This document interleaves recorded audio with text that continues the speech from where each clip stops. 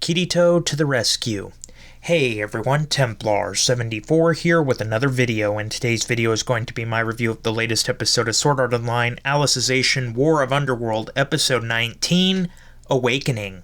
And I gotta be honest with you guys, this episode was really great in my opinion. It didn't quite hit the feels that last week's episode did, which last week's episode was a cry fest, but this episode really was a great episode. And after this episode, let's not sugarcoat it anymore. At this point, Kirito is a virtual reality god. I mean, let's just state the obvious here because it's pretty obvious now at that. But yeah, we'll talk about all of this soon enough, and I'm rambling now. So at risk of further rambling, though, let's move on to the actual episode. So the episode begins where we left off last week with Kirito's return from his vegetative state here after being restored by the help of his friends, and we see Kirito's finally start to square off against Vazago or Po here, and Kirito is initially taken aback by Po. He's really strong now. He's powered up by the mechanics of the Underworld here, and Kirito is down on his knee, and it looks like Kirito is going to lose, and that's when Po says, "Don't worry, I will slaughter your friends as soon as I'm done with you."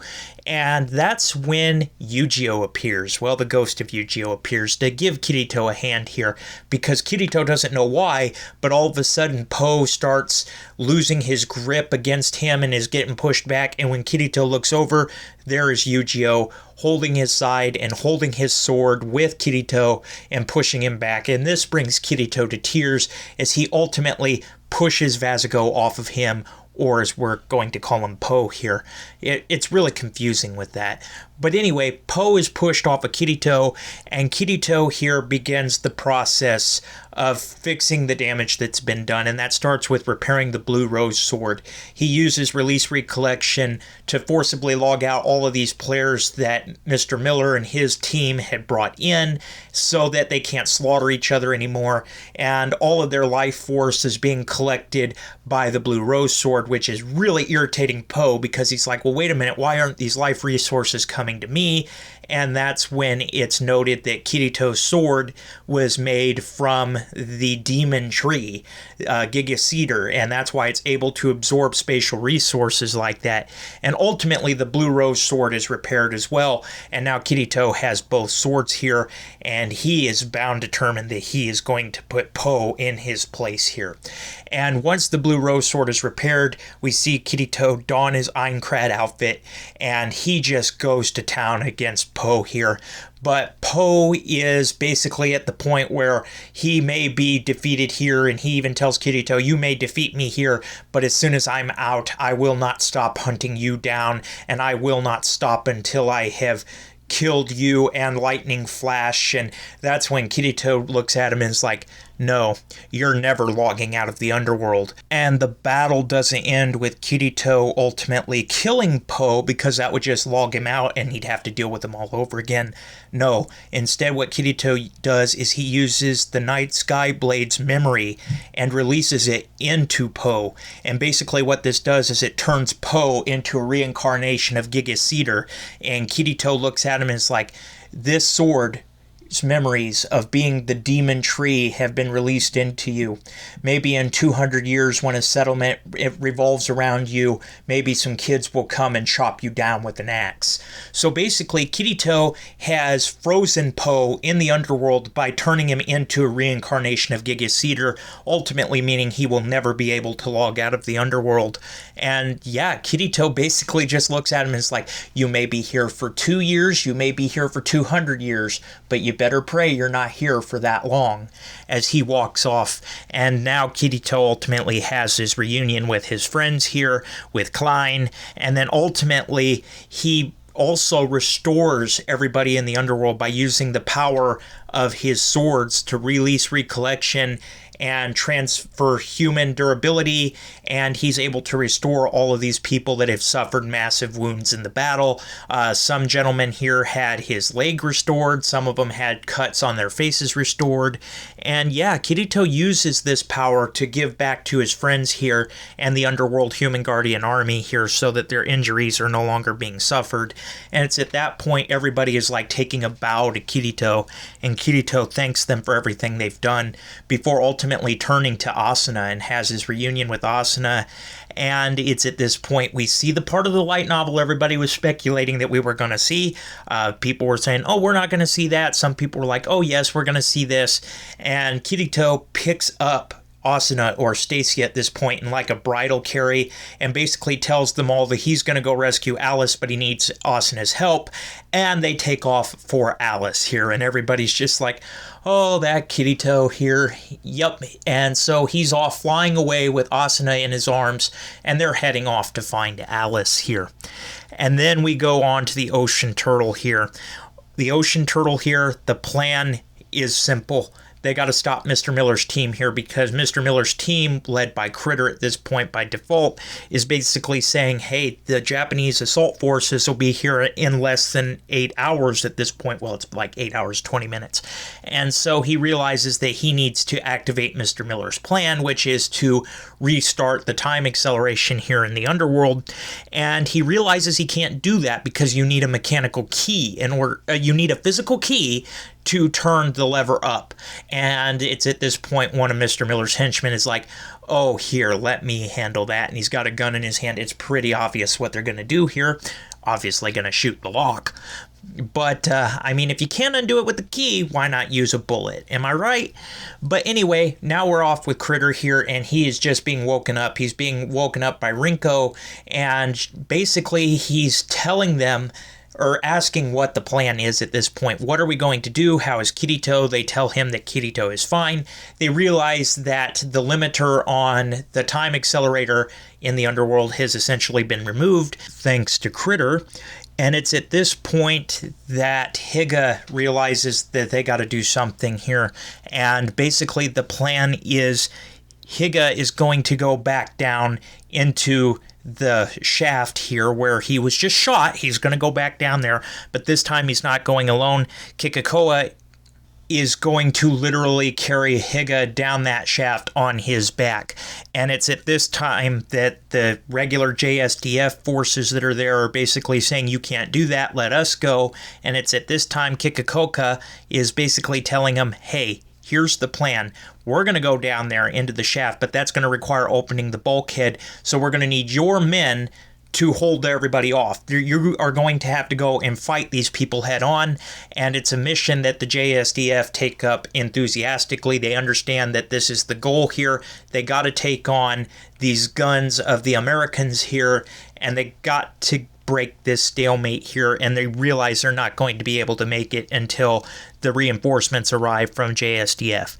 So yeah, these two are going to go, and they're going to go down. They're going to stop this acceleration here because they realize that if this acceleration continues, the two STLs that Sinan and Lifa are in will automatically become disconnected because the satellite connection won't be able to keep up with the acceleration rate. However, the two that Kirito and Asuna are hooked up to ultimately, basically at this point, if they don't get them out of there before this acceleration rate reaches 5 million, which is the oversea limit, basically the highest it can go, that 200 years will pass and Asuna and Kirito won't survive it. The other two will survive because the STLs will automatically disconnect, but the two that are here on Ocean Turtle, yeah, their fucked lights are going to get fried and they're not going to be able to recover from it. So they really got to work fast. They only got 10 minutes before that happens, and Kikakoka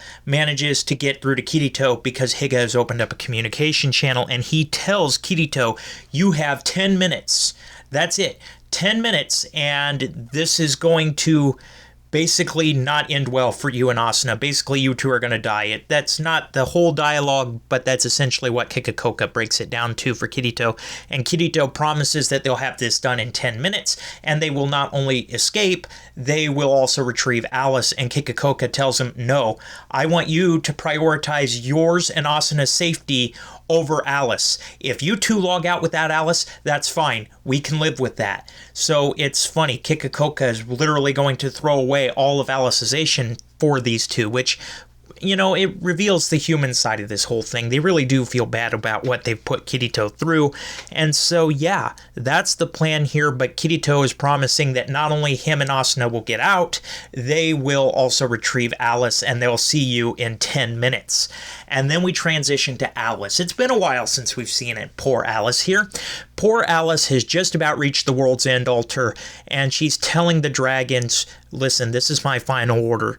Go, have families of your own, live long lives. And Alice is basically telling her dragons to go on without her, to leave her here, she can handle it herself. And it's at this point Subtleizer arrives. That ominous tone plays, and here comes Subtleizer.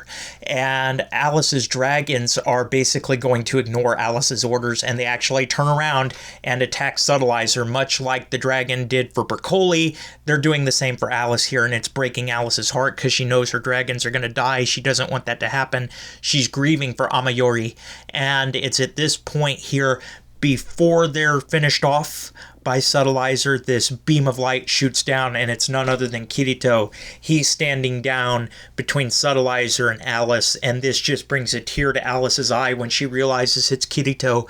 He's awake, and that's where the episode leaves off, with a crying in tears of joy Alice. It was truly heart-touching at that point of the episode, I'm not going to lie. But yeah, this episode, like I said, it didn't touch on the heartstrings as much as last week's episode, where I was literally crying by the end of it. But this was still a great episode. It shows just how far Kirito has developed as a character. It literally hit all the good points in the light novel. And this episode was also really well paced. The soundtrack was great. Poe is getting the punishment he deserves. He's been reincarnated into a tree. No hope of escaping the underworld. No threat from him ever again. Yeah, this is really, really fitting episode for him, and a punishment for him in that opinion. And Kirito did good. He's not going to give Poe the satisfaction of basically giving Poe what he wants. Instead, he's going to force him to live here in the underworld forever. So that was touching as well. Like I said, this episode was really great. Not as feely as the last episode, but still really great. The action was great. It was well paced. The soundtrack was good. I loved this episode. Overall, I give this episode a 9 out of 10. Another great episode here. This series has done so great so far, in my opinion, and I can't wait for next week with the showdown between Kirito and Subtleizer. But I digress on that whole point. As always, everybody, in the comments section down below, let me know what your thoughts were about this week's episode. Did you love it? Did you hate it? Did you think it was just there? What were your thoughts? Just let me know in the comments section down below, because as always, I enjoy hearing from you. Alright, everyone, as always, Templar74 signing off. Have a great day, everybody, and I'll talk to you all next time. Goodbye, everybody.